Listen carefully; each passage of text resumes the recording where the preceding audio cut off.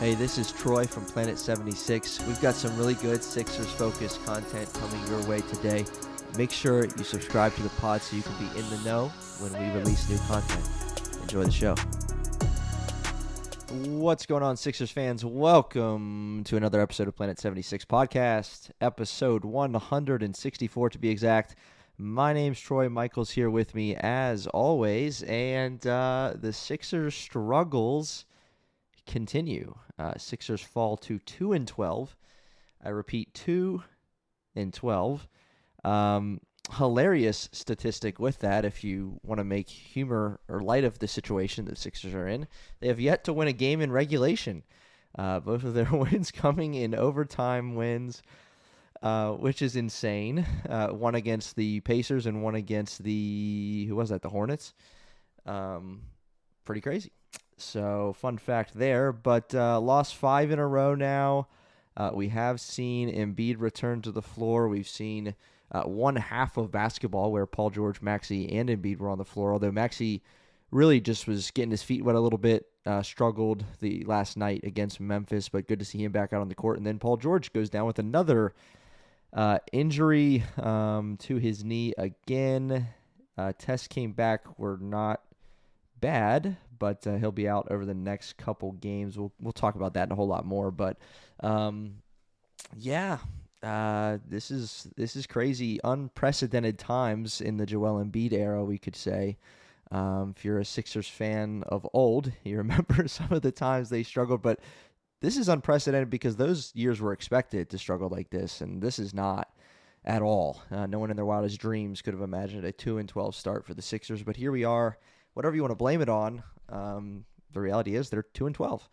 And so, yeah, recording November 21st, off night for the Sixers between a game with the Grizzlies and the Nets coming up tomorrow night, Friday night, in the in-season tournament where the Sixers are already 0-2, whatever you think about the in-season tournament. But anyway, Michael is here to shed some light on any of this, whatever he wants to get into. We got a few things to highlight over this episode, but Michael, Sixers are struggling.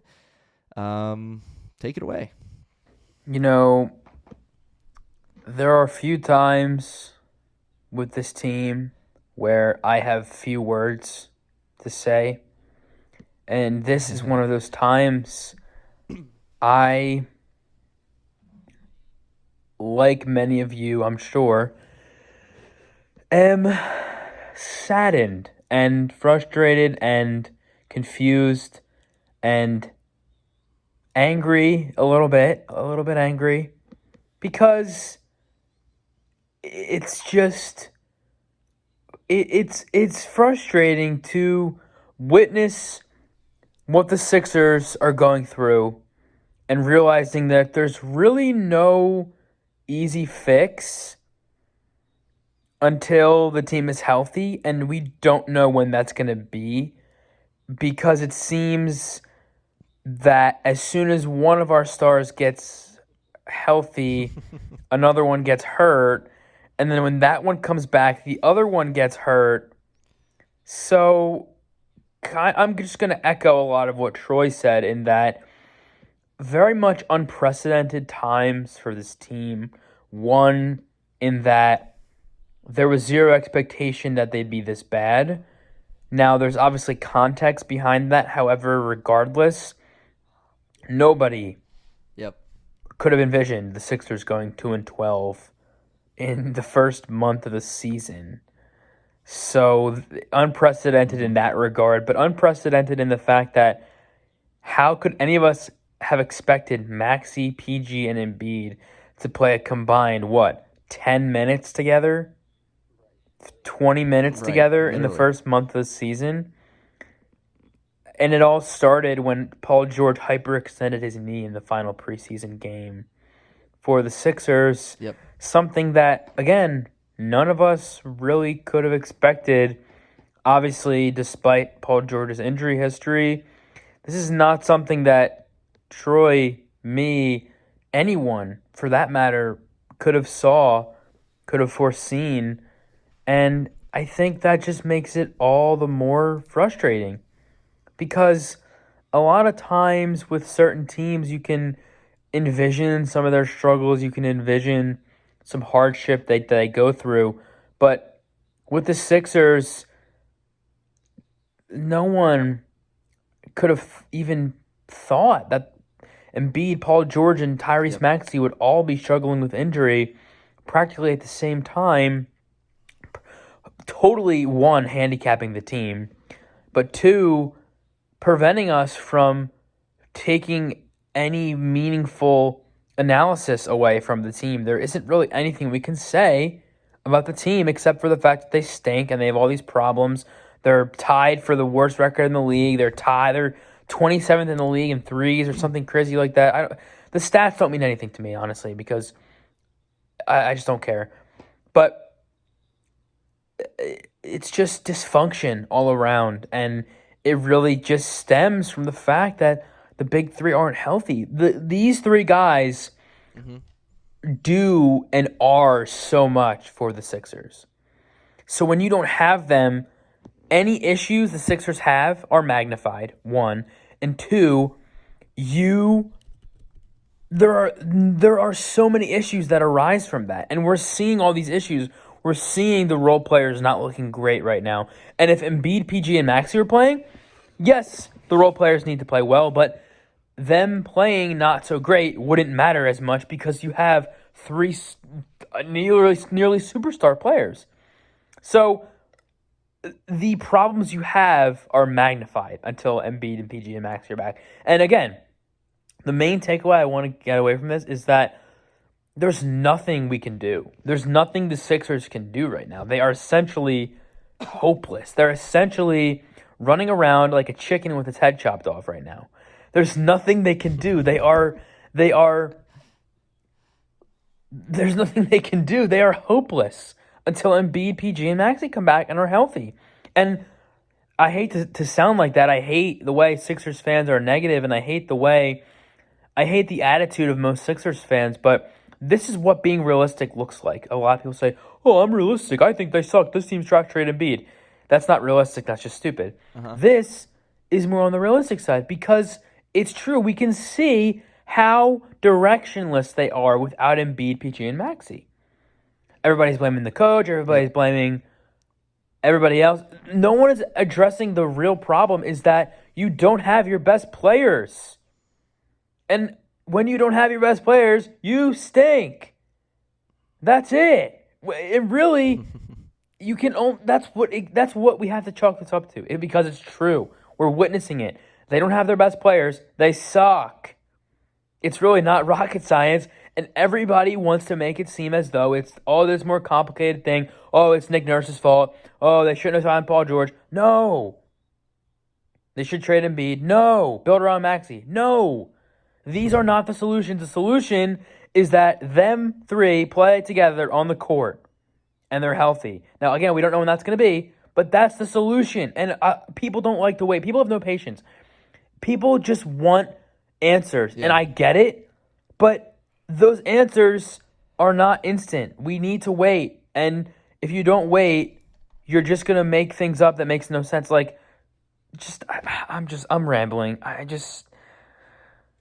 just a lot. It's just a lot. I was talking to Troy before we started, and I told him, I said, this period for the Sixers is some of the darkest times we've ever had. This is the darkest age of Sixers that Troy and I have been recording this pod. We've been doing this podcast for 3 years, basically, a little more probably.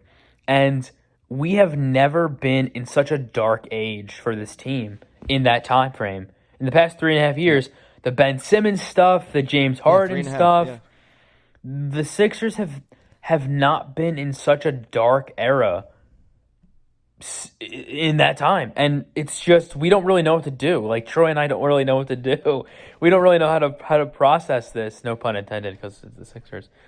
But we don't really know how to process this. We don't really know what we're looking at right now. It's a lot of question marks. And again, all that to say, there's nothing we can do. There's nothing we can do.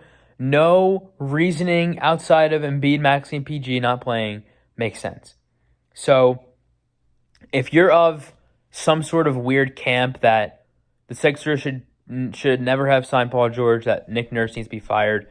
That one really throws me off a lot. Or that they should build around Maxey. You have an issue, and I don't think you should be watching this team anymore if that's really what you think. Especially if you want to trade Embiid. I understand, and I don't know if you want to get into that at all. I understand there was some Embiid was in the limelight for the past few days because of a players-only meeting that was called by Kyle Lowry a few nights ago. But at the end of the day, I don't know what to say. I'm just going all over the place. I don't know what to say. I'm done talking. If you want to get into that a little bit, All right. we can, but it's up to you. Oh, yeah, we will, for sure. My thought, in general, on the Sixers' start to the season, and all that you touched on, and you see a lot of wild reactions, a lot of wild takes, a lot of trade this guy. Why'd we do this? He needs to be fired. This needs to happen. All of these, comments that just are an overreaction. But I will say, and not really to push back on what you said, because I agree with what you said, but a little bit of, I think a healthy balance needs to be found based on the Sixers 2-12 start. Meaning, because there are those in the camp of, the sky is falling, it's over, let's rebuild, didn't work, Joel sucks, this, all of these things. There's that camp. There's one extreme. Then there's another extreme who is saying that not what you're saying, because there's more extreme than what you're going. They're super, super okay with the way that the season started. And I think you and I, if we leaned anywhere, it might be a little bit toward that side because we understand what's transpired and why the Sixers are limited. But, as a fan, and these guys, they haven't played together much at all. Literally a half of a game where Tyrese Maxey was limited, even how much he played in that game, and then Paul George goes down in the first minute of the third quarter. But, for a decent amount of these games, one or two of these guys have been on the floor. Joel Embiid had his best performance by far on the season last night against Memphis with 35 points, got to the free throw line 14 times, made them all. That's really, really encouraging to see. Maybe he's, really back now, which would be a great thing. But, I think there are those that say, they're 2-12, but it's no fault of their own. Which, I have to disagree with, those that would say that, because this is unacceptable. It just is. I know the cards are stacked against them. I know Joel Embiid's been out. I know Tyrese Maxey's been out. I know Paul George has been out. But you bring in a lot of other guys, and 2-12 is not okay. It's just not. And so I think a healthy balance is finding, okay, no, we shouldn't expect them to be 12-2, but we should be better than this, even with the cards that are stacked against us, because of how much other talent is still on this team. So that's where my frustration lies now. I mean, I fully agree. The sample size, I saw a statistic today that said that the Sixers, are off to a historically bad shooting, numbers-wise season. And that doesn't mean a single thing, because, again, it's just not indicative of the team that this is going to be, and I fully believe they're going to be. And to your point, they got to get healthy. They got to get right. These guys got to not only, again, you say, oh, but they had everybody together last night and still got beat by Memphis. Well, one, Tyrese Maxey's just getting back into it. He played awful, and that was expected because he just hadn't played basketball in a while. So not only have these guys not played together, but when they've been on the court, it's been very sporadic, and there's just no flow. There's just no flow with this team. It's frustrating. But again, I'm in the camp of, I'm not okay with 2-12 at all, even with all of these things that they've been stacked against them. That's all I'll say. Yeah, I mean, I'm obviously not okay with 2-12 either. It's just there isn't really anything that can be done. I mean, yes, a lot of guys should be playing a lot better, but even then, there's only so much they can do because they're not stars. I mean, outside of Embiid and Maxey and PG, there's no star on this team. McCain has been amazing, but he's not a star yet. He's playing like a star, but again, I think we talked about it on this podcast.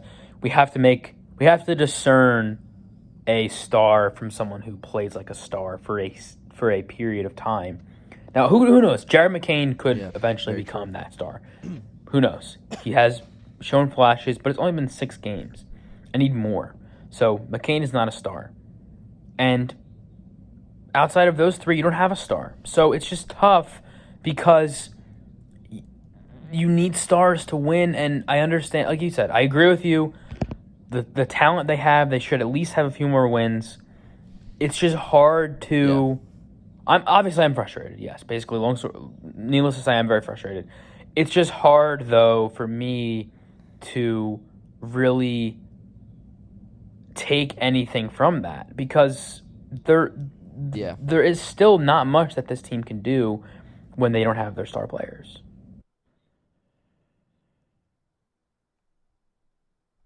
Yeah. I think like when it comes to the situation that they're in, it's simply, as we've already alluded to, it's not indicative of what's going to come and that what we're very hopeful for. Now, the longer this nightmare goes, the bigger the hole they're going to have to dig themselves out of. Just for fun, earlier today, I was looking at, kind of where that, this is going to sound crazy, but this is just kind of where my head was earlier.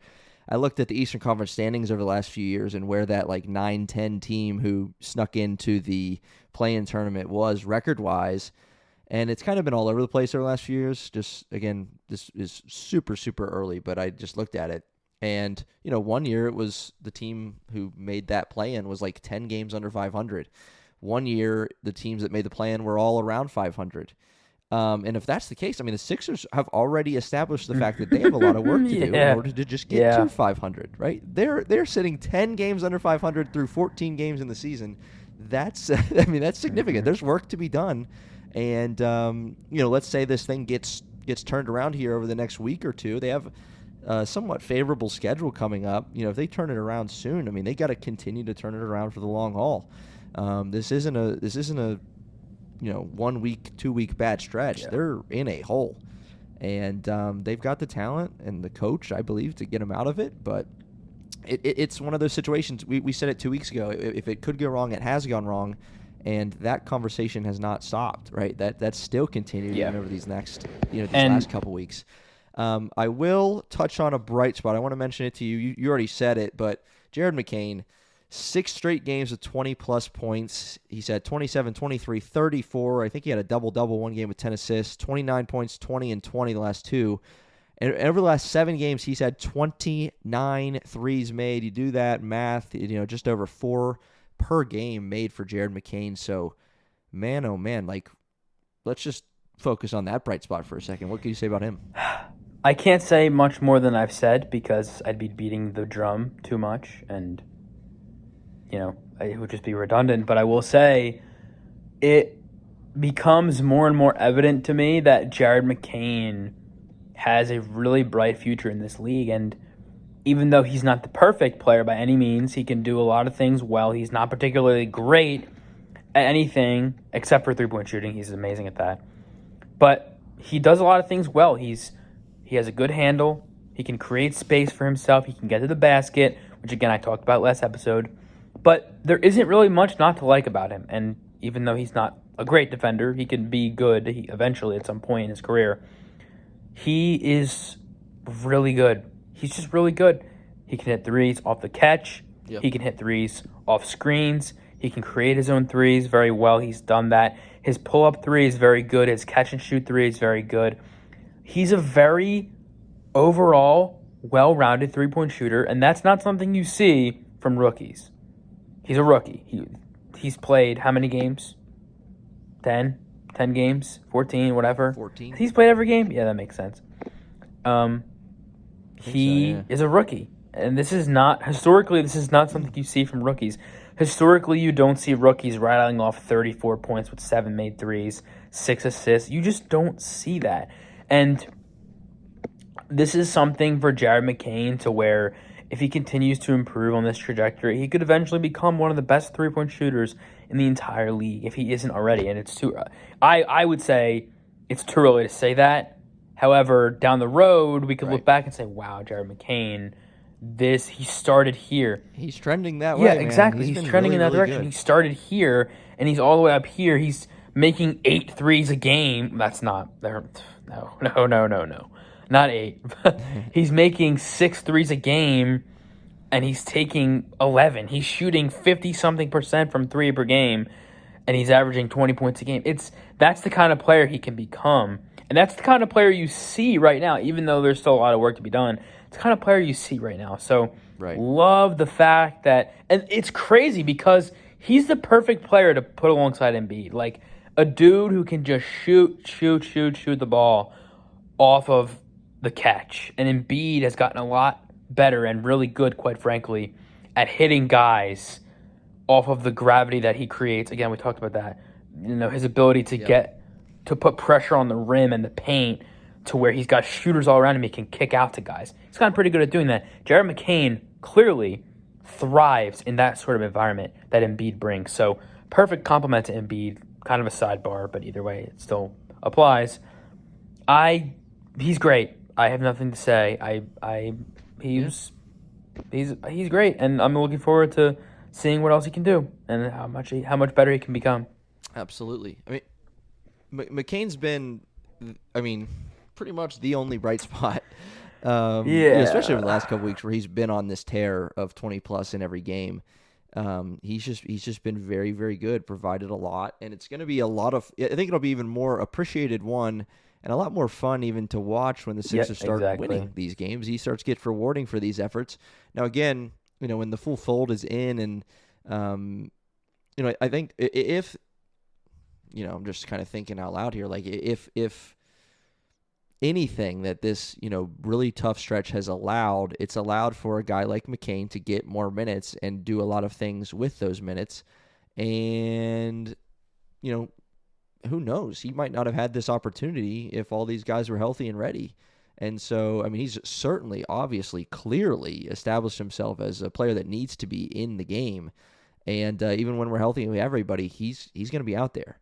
So that's really important as we look ahead toward the future. I will say, we got to talk about this. You mentioned earlier, the players only meeting. I guess it was after the Miami loss when they fell to 2-11. They've since lost one more since then to the Grizzlies. We talked about that. So one, I guess, you can fill me in or correct me if I'm wrong. Correct me if I read something that's not even true. But obviously information got leaked about them having a meeting. Maxey apparently called out Joel Embiid for being late and stuff like that to team meetings or events or practice or whatever. However that went down, we don't know. We weren't in the room, but that happened apparently at this meeting. Someone leaked it. Joel Embiid was not happy. And then Paul George goes on his own podcast and talks about this players-only meeting. A bit of a clickbait there because look at the thumbnail and that was it. It was about this players-only meeting. Yeah. Meanwhile, his team's 2-12.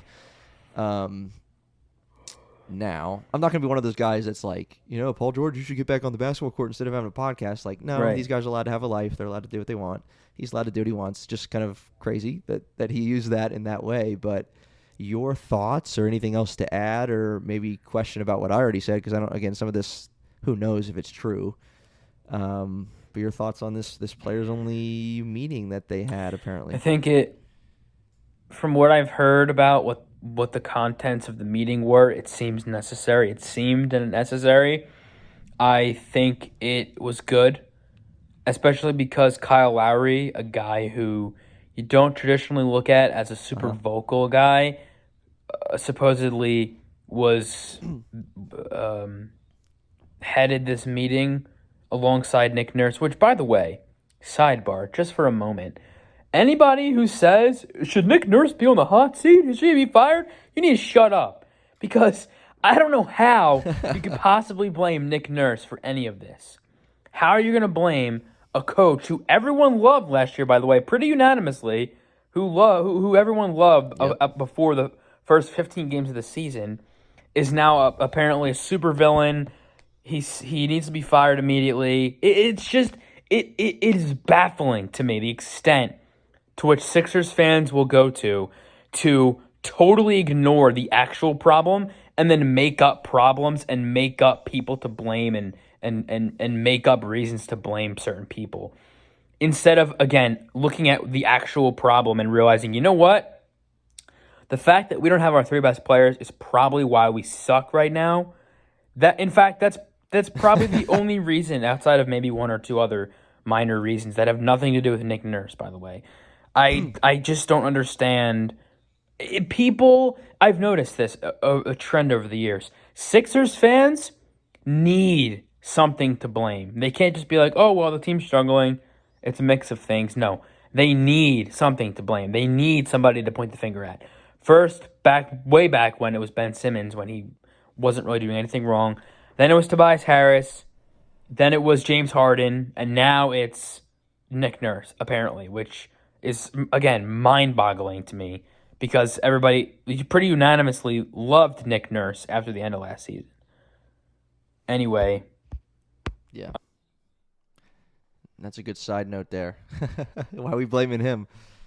Anyway, yeah, I think the meeting was necessary. Tyrese Maxey, not calling out Embiid, but maybe calling him up. I think the word used was challenged Embiid, which okay, I guess that you can call it that, whatever, that's fine.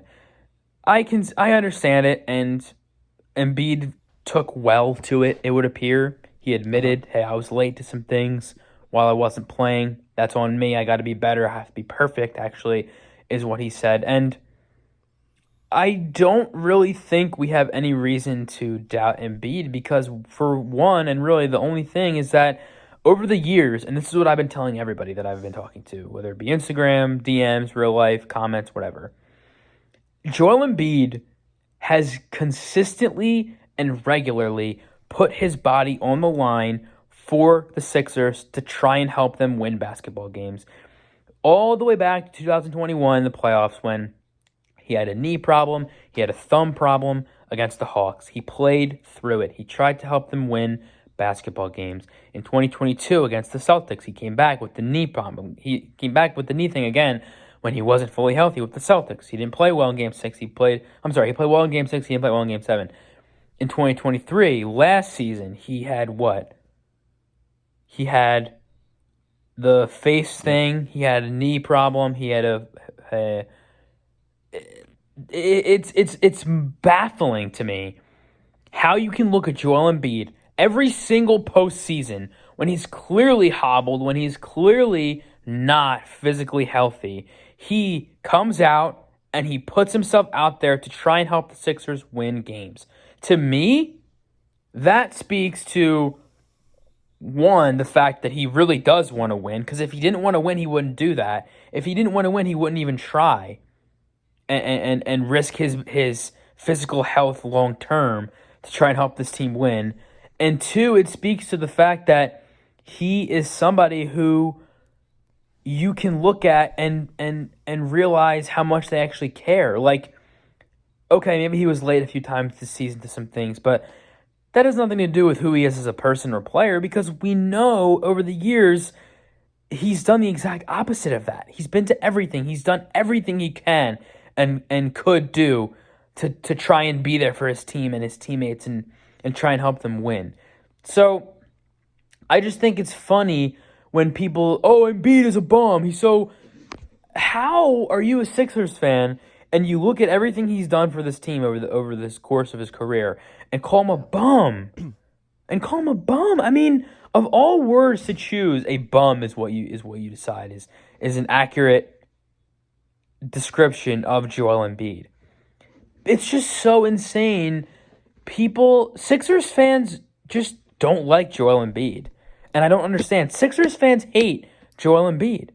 And I don't understand it. How do you hate a guy who, one, is your franchise player, two, has done everything for you as the fan? He's done everything to try and be available for the Sixers. It's not like he's missing these games on purpose. It's not like he's choosing to sit out because he wants to. If it was his choice, he'd be playing every game. He'd be playing every single game. I want everyone to know that.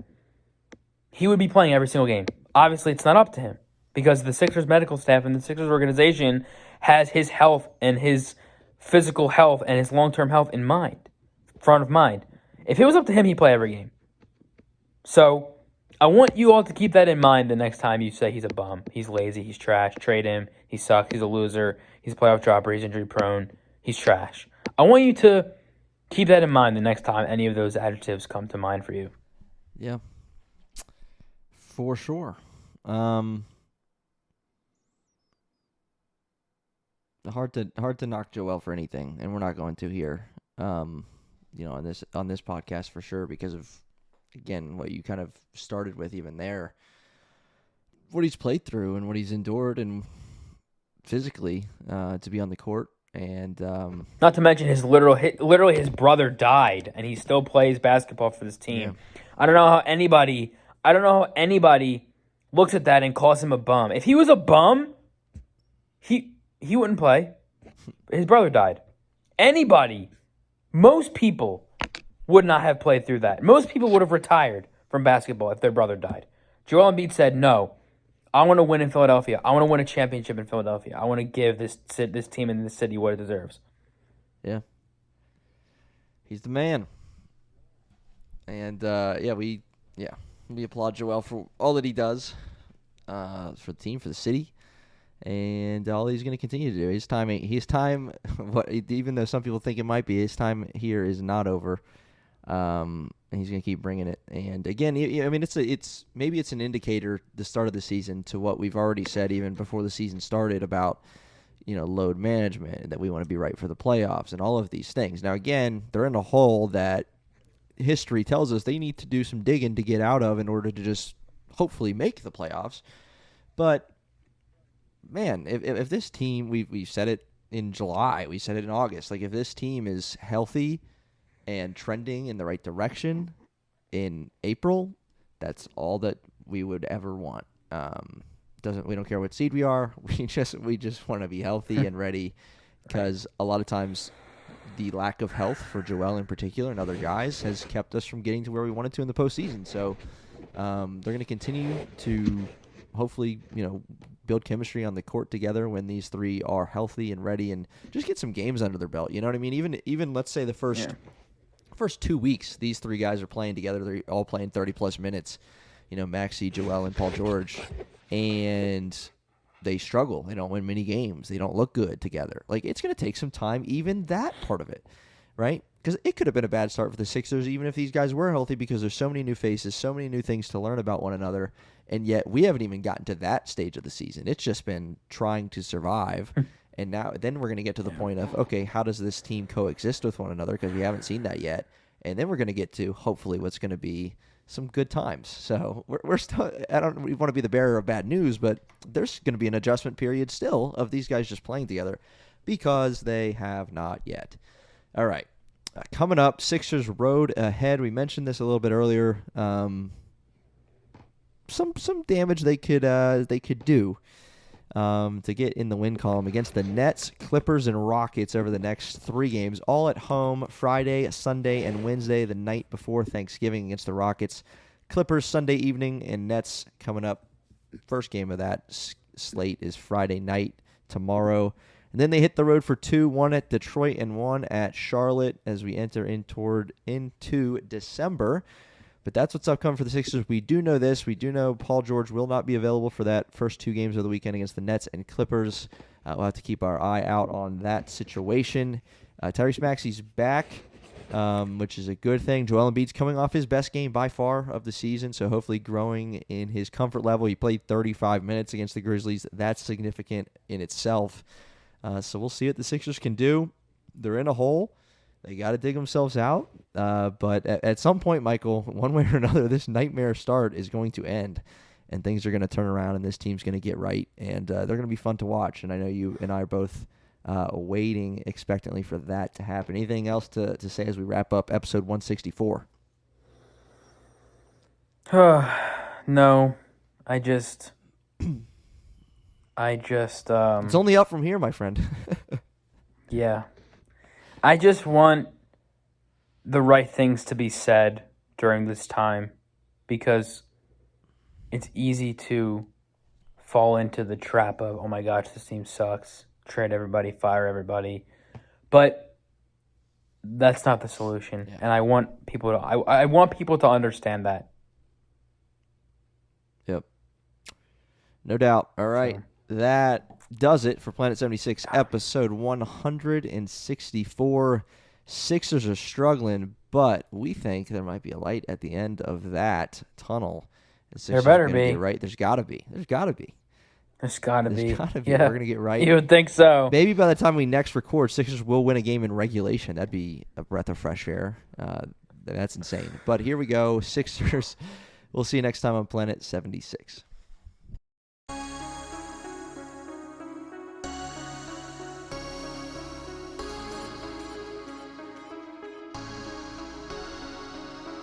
You just listened to an episode of the Planet 76 podcast. Hey, we appreciate you joining us for this episode. Whatever platform you're on, why don't you hit that subscribe button for us, and we'll see you next time.